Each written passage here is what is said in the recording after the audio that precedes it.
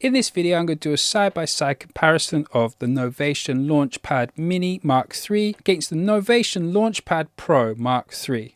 And ultimately, we'll figure out which one is best for your needs. Is it okay to get the cheapest one, or do you need the more expensive one? So let's jump in and see what the main differences between these two controllers are and see if you actually need the more expensive one.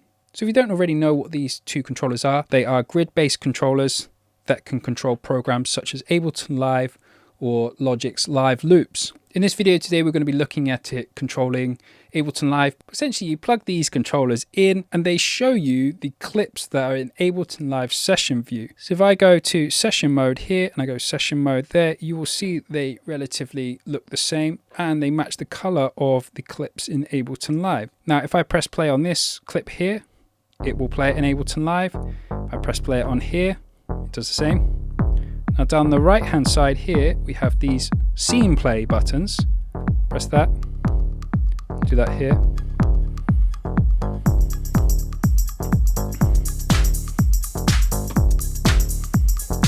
So far, no difference. The only main difference is the size. The Novation Launchpad Pro is a lot bigger, and also the pads are a little bit brighter than the Launchpad Mini. That's not necessarily a bad thing. It means it doesn't take up a lot of real estate on my desk when I'm performing live. The main reason I use this for live is just to trigger scenes and clips.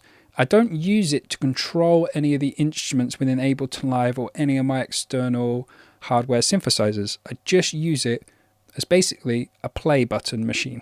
With that said, for that main purpose, there is no real difference between these two other than the size. So that might be a deciding factor if you're thinking about getting something just to launch clips and scenes and you're not worried about size.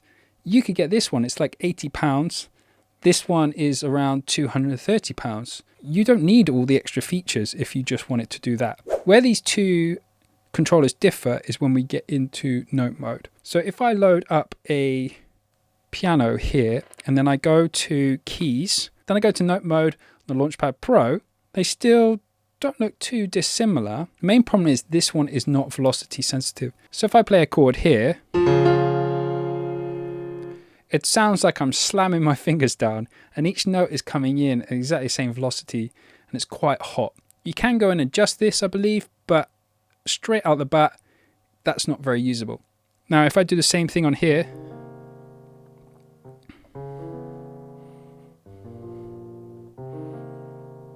a lot more usable there. You hear that feels like I'm playing an instrument. It's a lot subtler.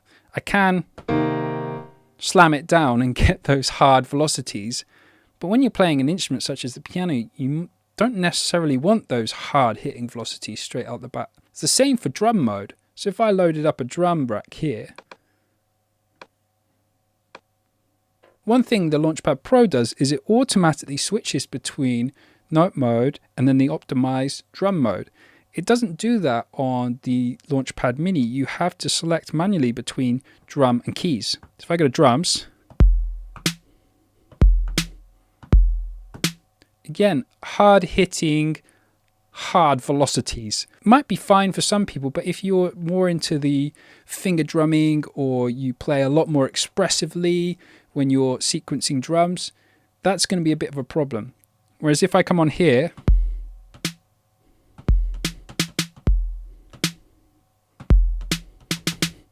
you see there, not the best finger drumming, but you get the point. I'm trying to get in those velocity layers there. And for me, the point of playing in the drums is to have those velocity layers. I can quantize it later, but you get those random velocity values that really humanize your drum beats. Whereas here, it's got that robotic sequence drawn in feel to it. So that's also another deciding factor there you have to consider.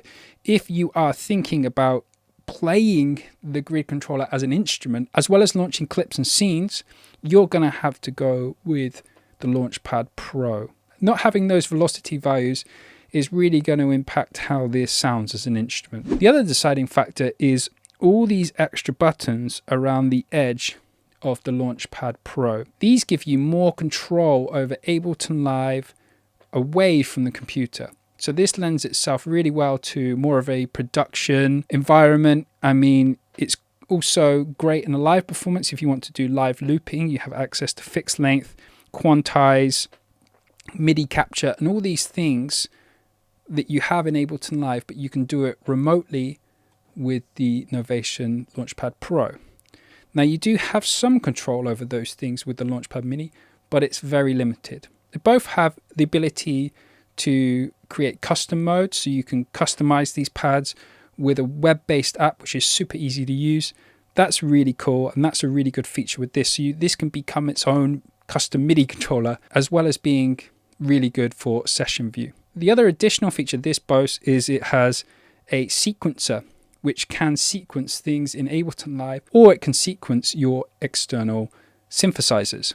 It has MIDI outputs on the back here, which you don't get any of those additional outputs on the Launchpad Mini. So to summarize this video, if you're looking for a controller for Ableton Live just to control clips and scenes, and you don't really want it to take up much space on your desk in live or at home in the studio, get the Launchpad Mini. If, however, you would like to control clips and scenes, but also play this as an expressive instrument, you're going to need to get the Launchpad Pro. Not having the velocity sensitivity on the Mini really limits its ability to be controlled or played as an instrument. Also, if you're looking for the ability to control Ableton Live away from the computer, either in the studio or live, the Launchpad Pro has a lot more buttons to control different parameters in Ableton Live. I hope you found this video useful. Love to know which controller you got. Leave a comment below if you decided to get the Launchpad Mini or if you decided to get the Launchpad Pro.